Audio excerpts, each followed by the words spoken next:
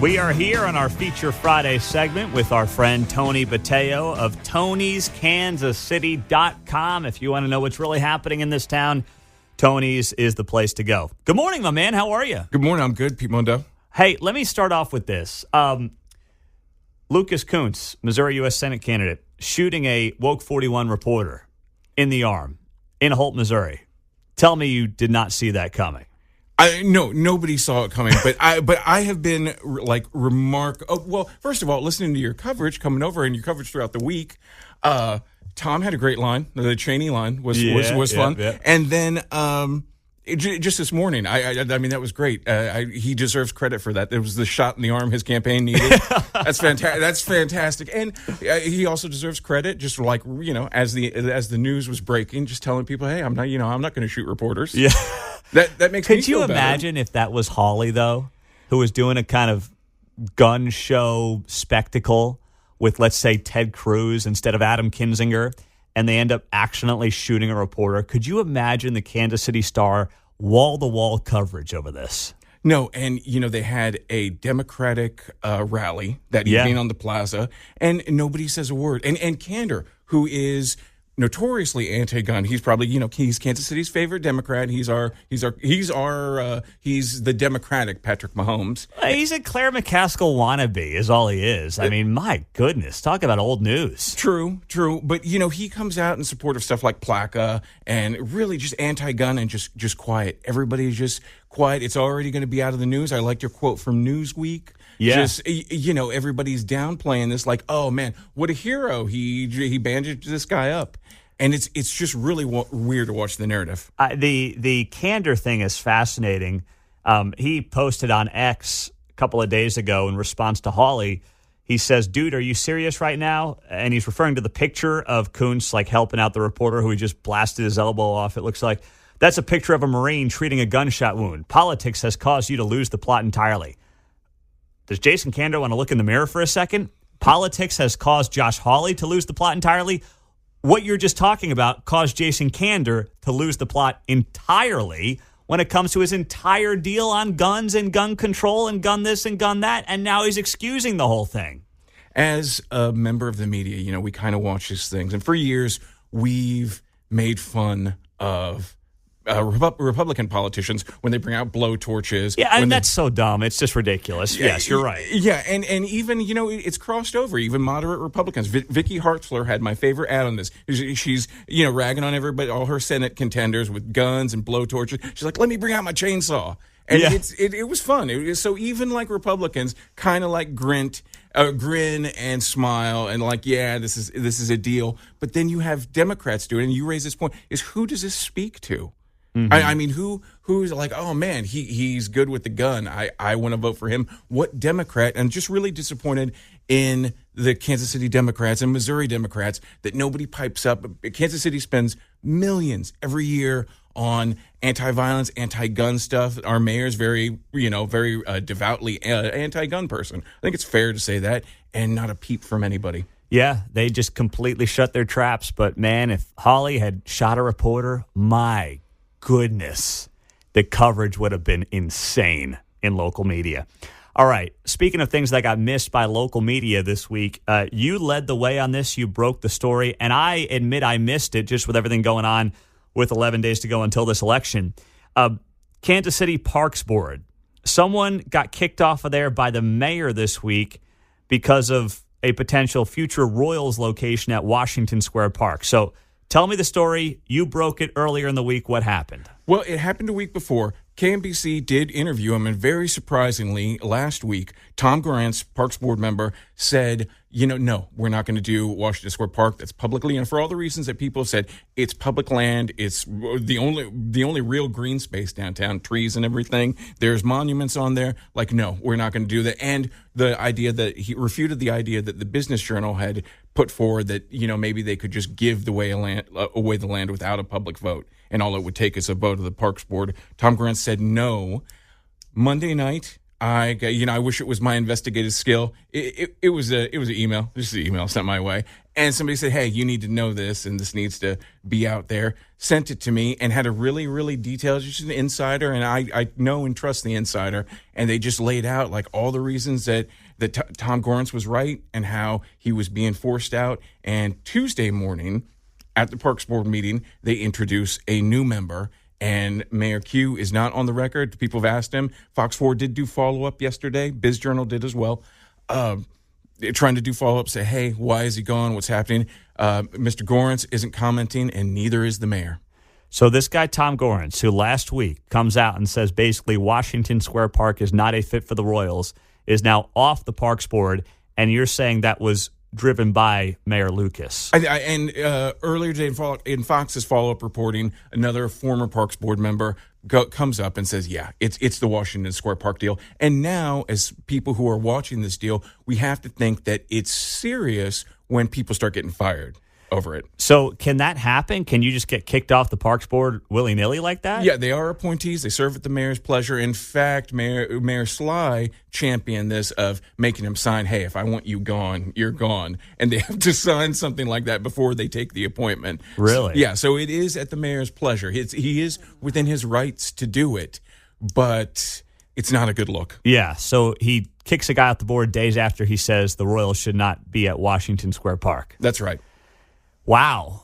Well, it sounds to me like the mayor is hanging his hat on this site as a Royals location. I don't get it. It's 5 acres, Tony. There's nothing. It's 5 acres. How are you going to fit a baseball stadium and get the parking you need in 5 acres of land for the stadium? What I am hearing from the same people who send me this story is they will be getting greater than or equal to resistance that they got at the Crossroads site. My tia Teresa has her brick at the Korean War Memorial, and she is and there's a lot of people just as angry as her, 80 years old and angry. That's our favorite Kansas City demographic. And they got the spare time to make a big deal. So what you saw in the Crossroads with the business owners, I think what we're seeing now is we may see that same kind of resistance. Wow. But would it have to go to a vote, or can the mayor just give them the land?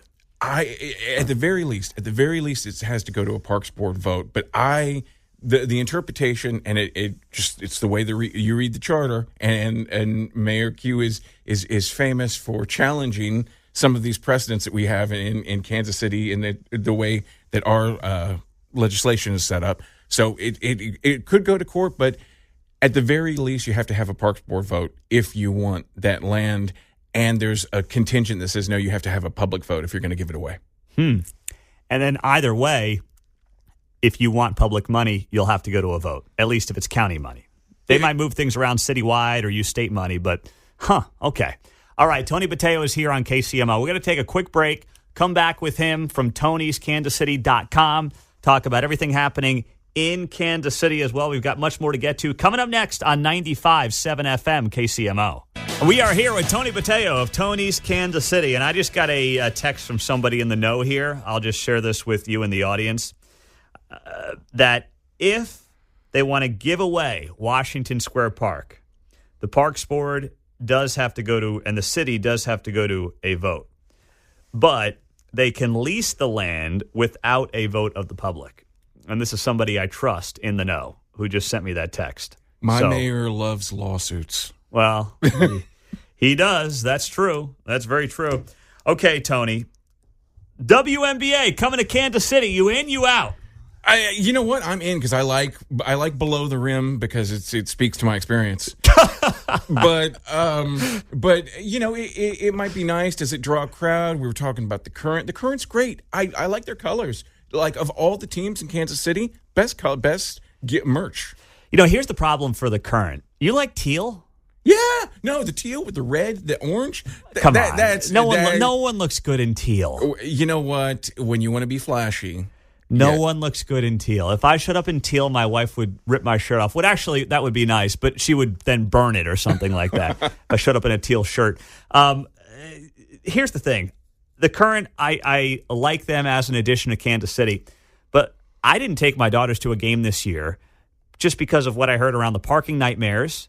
And then also, a lot of games are at night. I don't know if that's made for TV, but if I'm women's soccer, I am catering to young families as much as I can, and I'm doing everything I can during the day, especially during some of the summer games. I'm like, I can't bring 2 little kids down at 7 p.m. to the riverfront, walk them 2 miles both ways to go to a game. So I think if they get that straightened out, if they're willing to change some of those things, they'll get better turnout. Yeah, and I think it's just like you said. It's an addition. What I am scared of as a longtime Kansas City sports fan is, the teams move out of town. They're like, hey, don't worry. We got your KC Current, your WNBA team, and that's just you're going to have a lot of very disappointed dudes if that is if that is the pitch they want to make. White dudes for Kamala. That's the bread and butter. WNBA does want to grow from 12 to 15 teams by 2026. It looks like the top destinations are Golden State, Portland, and Toronto, but they're looking at a 16th team by 2028, and that's where Kansas City is saying, look at us. So we'll see how that plays out. But remember, T-Mobile opened up in 2007, and it was all, you were here, I wasn't. It was all about we're getting a basketball team, we're getting a hockey team. Neither came, but you do have to say this much.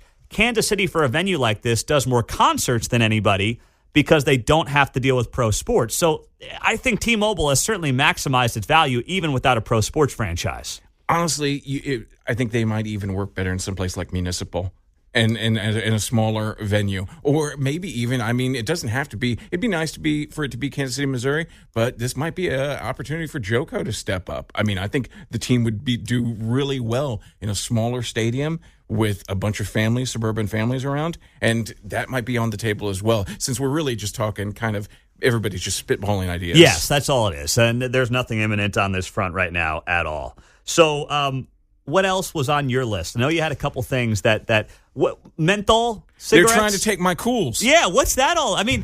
Gosh, these woke politicians don't realize that they want to make us healthy by making sure we don't smoke flavored cigarettes, and I don't smoke. Do you smoke? No. Okay. All right. I didn't think so. You don't come in here reeking like cigarettes every time you come into the studio. Yeah, those are totally different aromas. Yeah. There are some other smells, but not cigarettes. But they don't realize they're hurting their constituents who just want to go have a menthol cigarette. Yeah, and it's nanny state stuff, and it's surprising, but the pushback that you get just from your average everyday people, and I think the basics of it is, it's not going to smoke. If you really wanted to stop people from smoking menthol cigarettes, that's really what it was. They want to make it flavor banned. That was just a nice euphemism. This was really targeted at menthol, which there's very honestly, there's a contingent. People identified as a stereotype among the black community, but my girlfriend's lives in the East Side as well, and her parents, who were Irish, smoke menthol cigarettes. So it may be more. It's a cultural thing exactly. in certain areas. It's a fact. And we all know that, yes, when it comes to menthols, it's more likely to be on the East Side where there are more black people. That's a fact. Right. And so what's fun to me about this is, it was really easy to blow off some of the we're using all these euphemisms just like they were, but some of the immigrant merchants, but smaller places that just say, hey, you're going to kill my business, and you're going to send them across the street. But then there are bigger convenience stores, and that is what I heard kind of behind the scenes, that bigger convenience stores stepped in and said, hey, that messes with our business too. You don't realize that all convenience stores were just selling gas, lottery tickets, and cigarettes. That's it. Yeah, so the Quick Trips, the Phillips 66s of the world, they might have stepped up and said to the city, knock this crap off. Exactly. And there's no corporate support. There's no public support. You basically just have, a bunch of people. It'd be easier to tell people, hey, don't smoke. It's bad for you. Yeah, well, that's what they should do. This was pushed by Rihanna Park Shaw, who, as I understand it, thinks she's going to be the next mayor in this town. Yeah, there is a contingent that says that she is the heir apparent. I don't think so because of moves like this. Yeah. Is there anybody on that city council you think is well positioned to be the next mayor? I think behind the scenes, I think I'd like to see Melissa Johnson, and that's an unpopular. I'd like to see her. Robinson or Johnson? I'm sorry, Robinson. I'd like to see Melissa Robinson. 3rd District? Yeah, make a run, and she wouldn't be the obvious candidate, but that to me might be she.